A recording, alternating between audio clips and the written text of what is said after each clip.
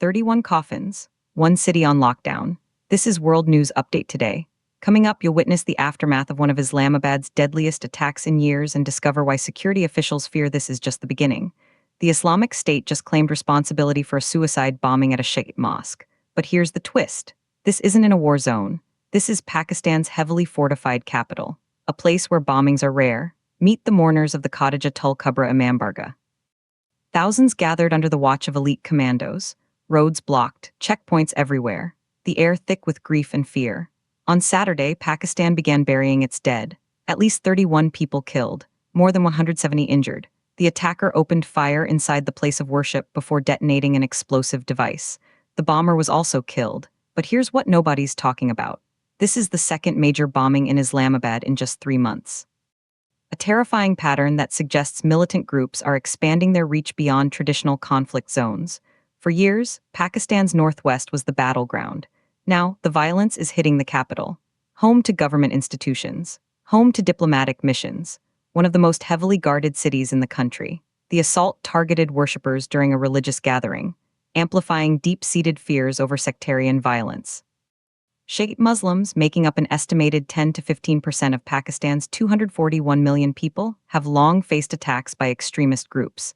Security officials described the horror. The attacker entered the mosque compound, fired at worshippers, then detonated the bomb in a confined space. Mass casualties. On Saturday morning, funeral prayers echoed across a neighborhood transformed into a fortress. Police, paramilitary forces, elite commandos, all deployed.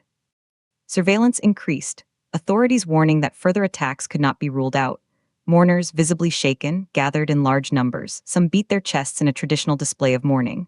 They lifted coffins wrapped in cloth, carrying them toward burial grounds. The scene was one of profound anguish. A prayer leader addressed the crowd, his voice raw with emotion. "Whoever did this terrorism, may God burn them in hell and turn them to ash." The remarks were met with anguished cries from the worshippers. Pakistan's information minister, Atullah Tarar, confirmed security agencies had launched a full investigation.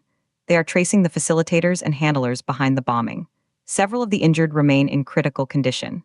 Hospitals in Islamabad were placed on emergency footing. Doctors worked through the night treating victims with shrapnel wounds and burns.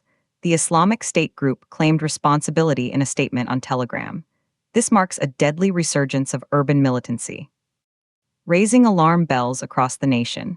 The implications are massive. If groups like IS can strike repeatedly in the capital, nowhere is truly safe. This attack shatters the illusion of security in Pakistan's political heart. It exposes vulnerabilities in even the most fortified urban centers. The controversy is clear. Some will call for a massive security crackdown. Others will point to deeper sectarian divides that need addressing. But one unanswered question hangs over everything. Who were the facilitators? The attack didn't happen in a vacuum. Someone provided the explosives. Someone planned the route. The investigation is on. But if they can hit a mosque in Islamabad, what target is next? Do you think this signals a new wave of terrorism in Pakistan cities? Drop your take in the comments. Subscribe to World News Update today for more breaking global coverage.